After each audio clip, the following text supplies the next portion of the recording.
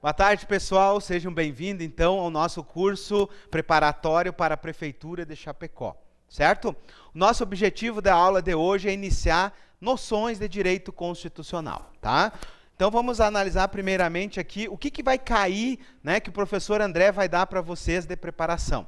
Nós vamos estudar, né, dentro da parte geral, a lei municipal de Chapecó. Nós vamos estudar a lei orgânica e vamos estudar a lei complementar 130, que é o Estatuto dos Servidores, certo? O Estatuto dos Servidores eu vou dar 100% dele. A lei orgânica, né, eu vou dividir a parte administrativa para mim e a parte constitucional para a Proficari. E aí a gente fecha a lei orgânica. Além disso, nós temos ali, né, na parte específica de todos os cargos, a parte do direito constitucional, a parte da Constituição Federal. Certo? Varia conforme os cargos, mas a maioria dos cargos, a grande maioria, vai do artigo 1º e chega aqui até o artigo 230. Claro que falhou algumas coisas aqui, mas a maioria dos cargos está nessa disposição aqui. Professor, como é que eu vou saber se o meu está ou não está? Vocês pegam o edital, né? Quem veio na aula coach ontem eu mostrei. Certo? Por exemplo, quem vai fazer para motorista, não cai todo, vai até o artigo 31, por exemplo. Quem vai fazer controle interno, já cai, por exemplo, a parte orçamentária, a parte tributária, né? Quem vai fazer para fiscal de obras aqui, ó, fiscal de posturas, também cai a parte de controle, né? Cai a parte orçamentária, cai a parte, por exemplo, de tributação e orçamento, tá? Então, eu tenho que saber qual é o meu cargo para mim saber o que cai. Certo? Mas fora esses cargos aqui, todos os cargos cobram basicamente isso aqui. Ok?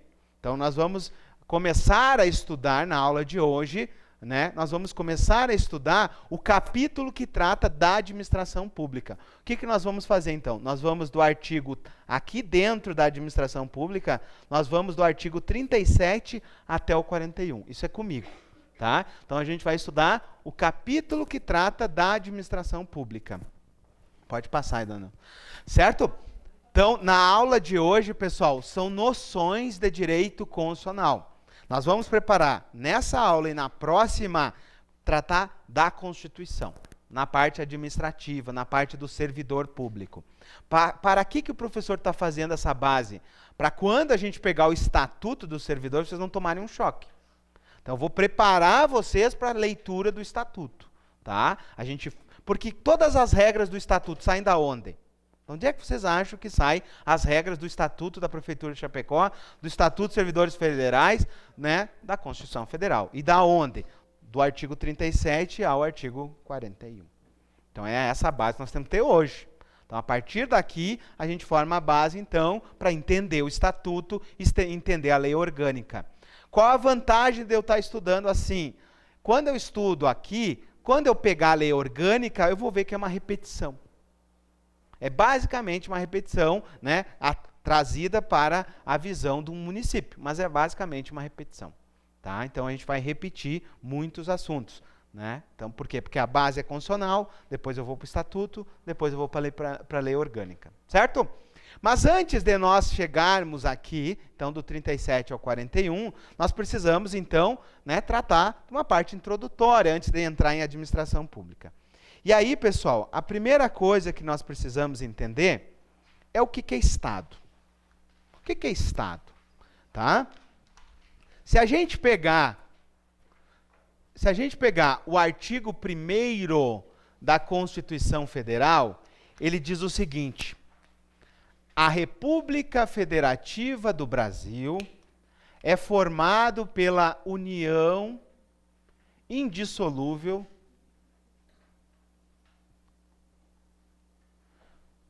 de estados, Distrito Federal e municípios. E se constitui num Estado democrático de direito que tem por fundamentos. E aí nós encontramos os fundamentos da República Federativa do Brasil. Essa parte, a Proficari vai aprofundar com vocês. O que eu vou preparar vocês? Eu vou preparar o alicerce para nós entendermos, né, o que um servidor faz e aonde ele se enquadra dentro da administração. Então, vamos lá. A República Federativa do Brasil nada mais é que o Estado brasileiro. Então nós temos aqui, ó, a República representando quem? O Estado. Estado não é o Estado de Santa Catarina, não é o Estado do Rio Grande do Sul. Estado é o todo, é a República. Mas vamos lá. Quando que surge o Estado organizado, o Estado de Direito? Vocês todos estudaram lá no 2º grau que houve a Revolução Francesa. Lembram disso? O que tinha então?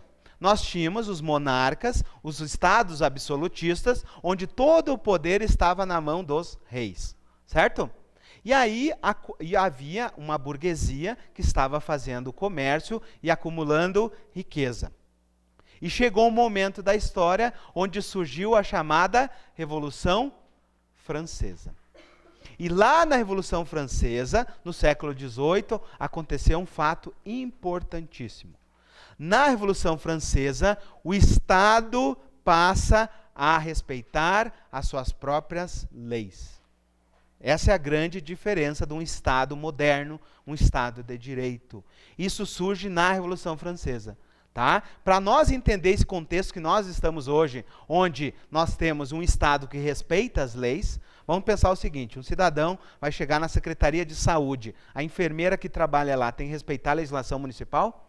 Sim, senão ela vai responder um PAD e vai ser mandada embora. Ok? E por que ela responde o PAD? Porque o Estado brasileiro respeita as leis. Nós não estamos numa ditadura. Ok? Então, esse Estado, pegando no mundo inteiro, né, surge na Revolução Francesa. A Revolução Francesa passa, então, a organizar os estados conforme as suas próprias leis. E esse Estado passa a respeitar as leis, ok? Então, isso aconteceu também no Brasil, certo? Então, no Brasil, nós temos a República Federativa representando o Estado brasileiro, certo? E essa república aqui, ela respeita as leis, não respeita? Mas o que são leis que esse Estado respeita? Nós temos, em primeiro lugar, qual é a lei mais importante do Estado brasileiro? O que nós vamos começar a estudar daqui um pouquinho. Né? A lei maior que rege esse Estado é a Constituição. Ok. Mas a Constituição, ela foi aprovada quando? Em 1988. Ela é igualzinha até hoje? Ou ela muda conforme a sociedade vai mudando? Ela muda. Ela tem cláusulas pétreas que não podem mudar, mas algumas coisas ela muda. Certo? E quando eu mudo a Constituição, eu chamo de um nome. Como é que é o nome? Emendas constitucionais. As emendas constitucionais são alterações da Constituição. O primeiro artigo que nós vamos estudar, o 37, ele tem uma emenda. A Emenda Constitucional 19 de 1998. Quem já está estudando, ela introduziu um princípio. Qual princípio foi introduzido no caput do artigo 37? Qual o princípio? O princípio da eficiência. Então, vejam a importância de eu entender isso. Tá? Então, nós temos a Constituição no topo, as alterações da Constituição no topo, e nós temos mais uma coisa no topo. Os tratados internacionais de direitos humanos. Ok? Então, tratados internacionais de direitos humanos estão no topo do nosso ordenamento. Mas todos os tratados, não. Somente aqueles que foram aprovados conforme o artigo 5º, parágrafo 3º da Constituição Federal. Certo? E o que diz o artigo 5º, parágrafo 3º? Quando um tratado internacional for aprovado nas duas casas do Congresso, por 2 turnos dos votos, 2 turnos de votação, por 3/5 dos votos, nós teremos um tratado equiparado a uma emenda à Constituição. Se vocês pegarem, né, quem tem uma Constituição, deixa eu ver se eu tenho uma aqui, não está aqui, tá? Aqui tem. Ó, quem pegar um vade-mecum, já viram falar de um vade-mecum de direito? Né? Se eu pego a Constituição, lá no artigo 5º, no parágrafo 3º, eu vou ver que existe um tratado, né, que foi aprovado assim pelo Brasil. Alguém sabe qual é o tratado? que trata de quê? Direitos da pessoa com deficiência. Alguns cargos de vocês caem no Estatuto do Deficiente, não cai? Então isso aqui é importante? É. O único estatuto, tá, que rege as pessoas com deficiência, que é considerado um tratado internacional equiparado aqui ao texto constitucional, é o de direitos humanos ligados à pessoa com deficiência. Veja a importância disso. Tá? Mas nem todos os tratados estão nesse topo. Os demais tratados estão abaixo da Constituição. Então, eu tenho outros tratados internacionais de direitos humanos que não foram aprovados assim. Tá? Eu vou fazer um desenho para vocês entenderem essa votação aqui, daqui um pouquinho. Tá? Mas existem outros tratados que estão abaixo da Constituição. Por exemplo, o Tratado São José da Costa Rica, que diz o seguinte: eu posso prender alguém por dívida, o chamado depositário infiel? Não, eu não posso prender. Agora, um delegado pode prender alguém que deve uma pensão alimentícia? Pode. Então, todos nós sabemos disso, né? Não pode prisão civil por dívida no Brasil, mas pode prender por deixar de pagar a pensão alimentícia. Aonde está escrito isso, meu povo? Está escrito no Tratado Internacional São José da Costa Rica. Então, veja a importância de um tratado para o nosso ordenamento jurídico. E aí, depois dos tratados, nós temos as leis. E todas as espécies de leis. Né? Quem começou a estudar já viu que existe lei complementar, lei orgânica, lei delegada, medida provisória, resoluções. Então, existem espécies de leis. Tá? Então, nós vamos estudar. Ó, existe a lei complementar, existe lei ordinária, existe lei delegada, existe medida provisória, existe resoluções. Ok? Por enquanto, eu quero que vocês só vão organizando esse pensamento dentro da mente de vocês. Abaixo das leis, o que nós encontramos? Os atos normativos secundários. O mais famoso de todos aqui é o decreto. O decreto, ele pode criar regras ou ele regulamenta aquilo que está na lei? Ele regulamenta aquilo que está na lei, tá? A Proficário vai discutir com vocês, por exemplo, até que ponto o novo decreto do armamento, né, que foi feito agora, ele viola ou não viola a lei. Quando que ele passa a violar a lei? Quando ele foi além daquilo que a lei permitia. Então, um decreto, ele tem que regulamentar aquilo que está previsto na lei, ele não pode inovar. Ok? Beleza, vamos lá. Quem que aprova, quem que faz um decreto? Vocês têm que saber isso na ponta da linha. Quem faz um decreto? Quem que faz? O prefeito. Então, nosso estudo tem que ser focado para uma prefeitura. Nós vamos fazer o concurso de prefeitura. Então, quem é o prefeito? Quem é o meu prefeito? O prefeito é o chefe do poder executivo. Muito bem. E como é que o prefeito administra a cidade? Através do quê? Só de decretos? Não, ele administra através de atos administrativos. O decreto é um ato administrativo da espécie normativo, mas são atos administrativos. Então, a maneira como a administração vai atuar são atos. Querem ver um exemplo? Vocês estão na rua, o guarda da guarda municipal levanta o braço e faz isso aqui, ó. Tem que obedecer ele? Isso aqui, o que que é? Ele falou alguma coisa? Não, ele mexeu o braço. Esse mexer o braço aqui é um ato da administração. Porque se eu não cumprir, vai dar uma batida, por exemplo, ali. Quem que é responsável? A prefeitura. Então, e se eu descumprir, eu, né, como cidadão, vou sofrer uma multa. Por exemplo, outro ato da administração, querem ver? Acendeu o sinal vermelho na sinaleira. Eu tenho que parar? E se eu não parar? Se eu não parar, eu posso sofrer uma multa, posso causar um acidente, mas aquele sinal vermelho é um ato da administração. Agora, quer ver o ato mais importante da vida de vocês? Um ato da administração. O mais importante da vida de vocês. Qual vai ser?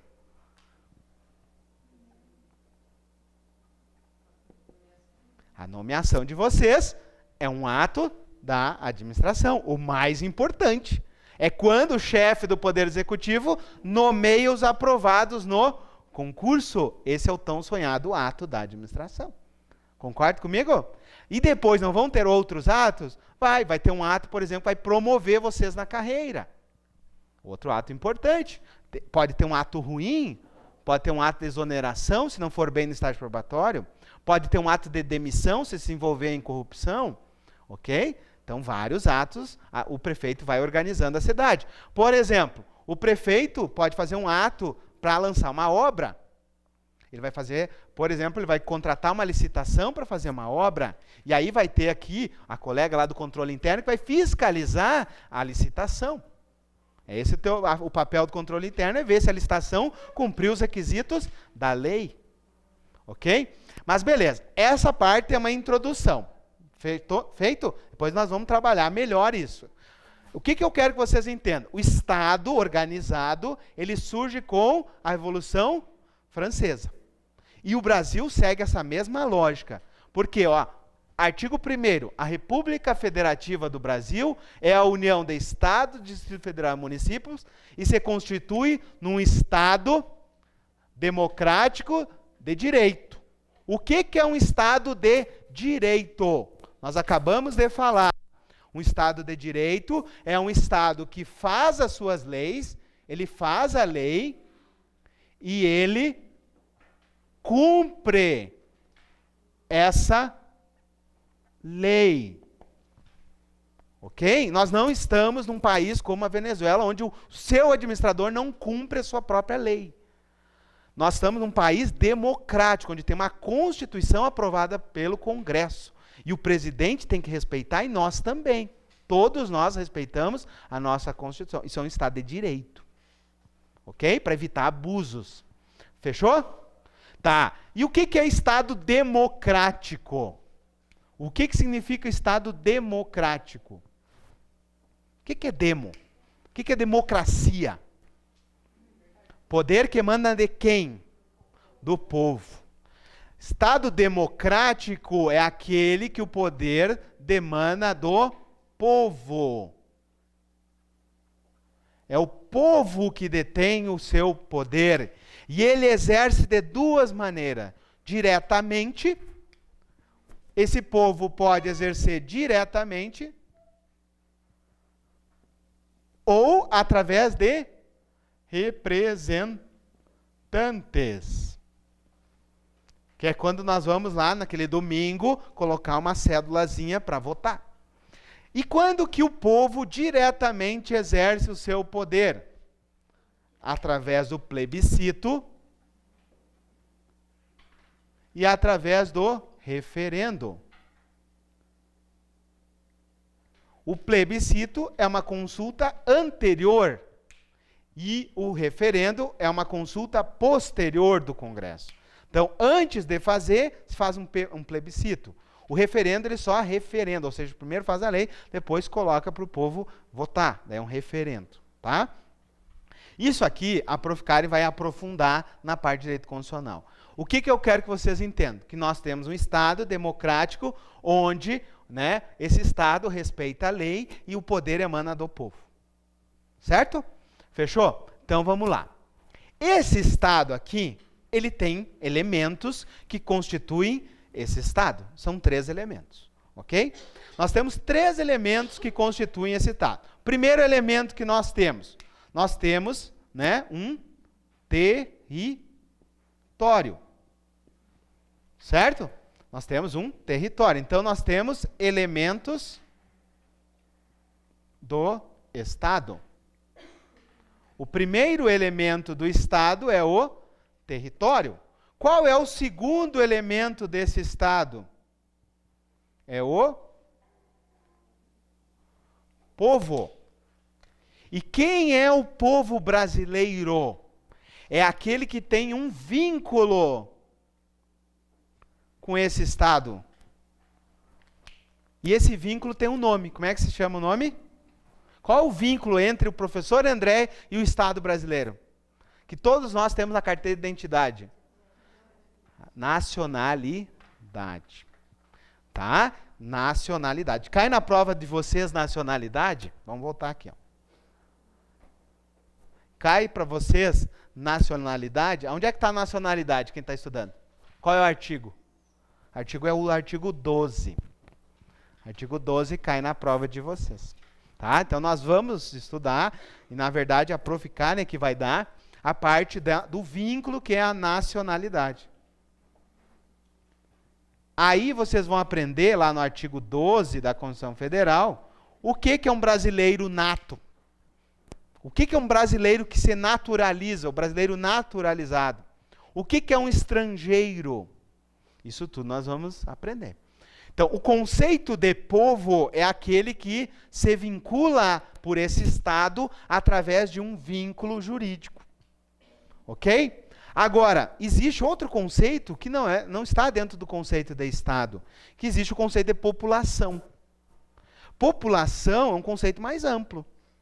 Na população brasileira, nós incluímos os apátridas e incluímos também os estrangeiros. Tá? Mas o que nós estamos estudando? O Estado. O Estado é constituído por 3 elementos. O seu território, o seu povo e a coisa que seria a mais importante e que às vezes é deixada de lado, que é o governo. Nós precisamos, organizar esse povo nesse território. Então nós temos os 3 elementos do Estado: território, povo e governo, formando o Estado brasileiro. Fechou? Então vamos lá. Eli Lopes Meireles, que é o maior doutrinador brasileiro de direito administrativo da história, ele diz assim, do ponto de vista sociológico, o Estado é a corporação territorial dotada de um poder de mando. Então nós temos um território, nesse território somos nós que mandamos. Nós temos soberania nesse território. Então, a característica do Estado é ele ser soberano. E aqui já começa uma questão de prova. Se o Estado é soberano, o Estado de Santa Catarina é soberano? Não. Os entes federativos não são soberanos. A soberania, ela é soberania nacional, é do Estado todo. Mas o Estado de Santa Catarina, o Estado do Rio Grande do Sul não são soberanos. Cuidado, que isso é maldade mesmo. Ok? Entenderam? Vocês estão me olhando com a cara, estou preocupado, tá? O pessoal de casa não sabe, hoje é sábado à tarde, O pessoal acho que comeram muito aí, depois do almoço. Vamos lá. Não se assustem. Segundo aspecto, Eli Lopes Meireles diz assim, sob um aspecto político, é uma comunidade de homens fixados num território com poder de mando sobre esse território. Nós brasileiros mandamos nesse território? Por enquanto sim, Se nós não entregar a Amazônia ali, por enquanto nós mandamos, certo? Beleza. E o terceiro aspecto que Eli Lopes Meireles diz é o seguinte, sob um prisma da nossa Constituição, o Estado brasileiro é uma pessoa jurídica. Então, esse Estado brasileiro aqui, ele é soberano e ele é uma pessoa jurídica. Tá? Ele é uma pessoa jurídica soberana. Por que pessoa jurídica? Porque ele é um sujeito, o Estado brasileiro, ele tem direitos e ele tem obrigações. Vamos lá. Vamos botar na prática isso daqui. Uma enfermeira da prefeitura de Chapecó, na hora de ministrar uma determinada substância lá no corpo de alguém, ela pega o frasco errado. E ela aplica nessa pessoa. E essa pessoa vem a óbito. Ok? O ente federativo, o município de Chapecó, tem obrigação de reparar esse dano causado? Sim, tem obrigação de reparar o dano. Ok? Depois vai caber uma ação de regresso contra essa servidora? Sim. Dependendo da situação, ela vai perder o vínculo com o município, ainda vai ter que ressarcir o erário do prejuízo causado. Tá? Agora, o município, dentro dos entes federativos, tem direitos também? Por exemplo, o Estado brasileiro não cobra tributos da gente? É um direito dele, arrecadar, por exemplo. Outro direito que o Estado tem, de prender alguém, colocar lá dentro do sistema prisional. É um direito do Estado. Da onde que ele sai esse direito? Da Constituição e das leis. Fechou? Tá. que eu quero que vocês peguem por enquanto? Que o Estado é essa base territorial aqui, formado pelo seu povo e pelo seu governo. Tá bom? Então vamos lá. Olha só. O Código Civil, ele diz assim, ó. O Estado é uma pessoa jurídica de direito público interno, portanto, um ente personalizado. Isso é importante. Tá? Por exemplo, qual a diferença entre uma pessoa física e uma pessoa jurídica? Uma pessoa jurídica é uma constituição formada por um contrato, formado por um pacto, né? Por exemplo, o Estado brasileiro é formado pelo pacto de todos os brasileiros. Nós temos uma pessoa que é independente de nós. É uma ficção jurídica. Tá? Então, nós todos juntos formamos o Estado brasileiro, que é independente de nós. Tá? Então, isso é uma pessoa jurídica. Por exemplo, o Temis é uma pessoa jurídica. Só que não é de direito público, é de direito privado. Tá? Mas o Estado é um ente capaz. Tanto ele é capaz que se ele causar um dano, ele responde. E como que ele responde? Dos nossos impostos. Então nós pagamos os impostos que vão para os cofres públicos através do orçamento, e se esse Estado causar um dano à própria sociedade, ele responde. Entenderam? Então vamos lá. Olha só, o artigo 1º da Constituição é importantíssimo para a prova de vocês. Tá? O artigo 1º diz assim, ó, a República Federativa do Brasil é formada pela união indissolúvel de estados, municípios e Distrito Federal. Vamos lá, perguntinha de seleção. Quantos entes federativos formam esse estado?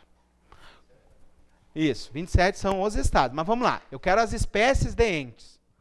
Quais são as espécies de entes federativos?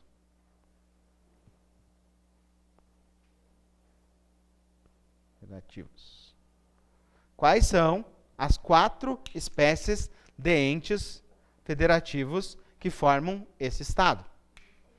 Ótimo, município acertou.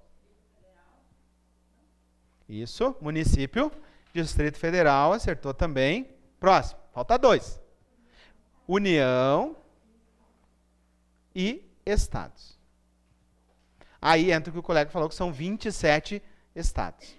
Tá? Mais o Distrito Federal. Então, dos estados são 27, municípios são 5.000 e poucos municípios, né? O que vocês precisam saber? Cada um desses entes tem suas próprias competências. Por exemplo, quem que cuida da medicina de alta complexidade? Vamos lá, enfermeiros. Quem é responsável lá no SUS pela medicina de alta complexidade? A União. Medicina de média complexidade, o Estado. De baixa complexidade, o município.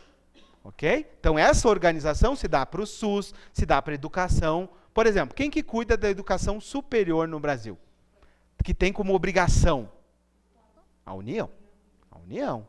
A União. Tá? As universidades federais são da União. O que o Estado tem como obrigação na Constituição? O Estado de Santa Catarina. Qual o ensino? Fundamental, médio ou superior? O médio.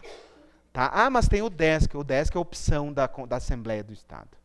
A obrigação do Estado de Santa Catarina é pelo ensino médio. E qual a obrigação do município de Chapecó? Ensino fundamental e as creches, né? Então, essas são obrigações do município. Então, cada ente federativo tem suas próprias obrigações. Por exemplo, quando uma rodovia liga vários estados, de quem é a obrigação? A BR-282, por exemplo. De quem é a obrigação? Da União, BR, ó, Brasil, né? Quem que cuida da SC tal? O Estado. Quem cuida da RS tal? O Rio Grande do Sul. Né? E quem cuida das ruas do município? O município. Então, vejam bem, o que o professor está querendo dizer? Que existem os 4 entes que formam a República, mas cada ente tem as suas próprias atribuições. E algumas delas são comuns. Por exemplo, uma competência que é comum de todos, meio ambiente. Defesa do consumidor. São comuns a todos, certo? Competências da União, do Estado e dos municípios. E algumas são específicas de cada ente. Tá bom? Então a gente vai aprimorando. Isso aí lá em constitucional, a gente pega ali a partir do artigo 23, a gente encontra todas as competências. Tá? Qual a competência mais importante para vocês? A do artigo 30, que é a do município. Por quê? Porque está no edital de vocês. Tá bom? Vamos lá, a gente está quase terminando esse bloco aqui. Então, o que eu quero que você saiba? Ó, Eli Lopes Meré diz que o Estado de Direito é aquele Estado que é organizado e que obedece às suas próprias leis. Isso é fundamental. Pessoal, viver numa democracia é um Estado onde nós elegemos alguém, esse alguém vota, certo? E nós todos respeitamos essa lei. E o próprio Estado também respeita. Senão nós sofreríamos sérios abusos. Certo? Tributações exageradas, abordagens policiais exageradas. Então, é necessário ter o direito para manter essa coletividade organizada. Ok? Nós não podemos viver numa barbárie, concorda comigo? E aí nós precisamos respeitar as leis. Tá? Então é importante, né, respeitar essas leis aqui. Tá? A gente vai fechar esse bloco aqui. Deixa eu só mostrar os 3 elementos. Então, povo, território e governo, certo? O Estado, então, é uma comunidade de homens fixada sobre um território com poder de mando sobre esse território. Esse seria o conceito. Então, o Estado, uma comunidade de homens fixada nesse território com poder de mando aqui. Fechou? Então é isso, tá? Pessoal, vai cair noção de Estado? Não, eu estou preparando vocês. Eu não posso chegar e já dar um nocaute em vocês. Então, a gente precisa preparar o terreno. Né? Imagina eu já começar lascando Constituição, e a pessoa não consegue ainda raciocinar que existe um Estado, que existem os entes, cada um tem suas competências, que existe uma Constituição, existe uma lei orgânica para o município, uma Constituição estadual. Tá? Então, cada ente, vamos lá, a União, né, ela tem as suas próprias competências. E as competências da União, dos Estados, Distrito Federal e município, saem da onde? Saem da Constituição Federal. Além disso, o Estado de Santa Catarina tem a sua própria Constituição estadual. Então, além da Constituição Federal, o Estado tem a Constituição estadual, onde vai regulamentar questões da região. E o município tem Constituição? Não. O município tem aquilo que cai na prova de vocês. Ele tem a lei orgânica. Seria como uma mini Constituição. Ok? Então, o objetivo nosso é chegar depois e estudar a lei orgânica. Mas a base toda vem da onde? A base toda vem da Constituição Federal. Feito? Então, povo, elemento humano, território é a base e governo é o poder de mando sobre esse território. Certo? São os 3 elementos importantes que formam esse Estado. Tá? E aí, nós vamos fazer um intervalo agora. No próximo bloco, eu começo a explicar as formas que esse Estado pode se organizar nesse território.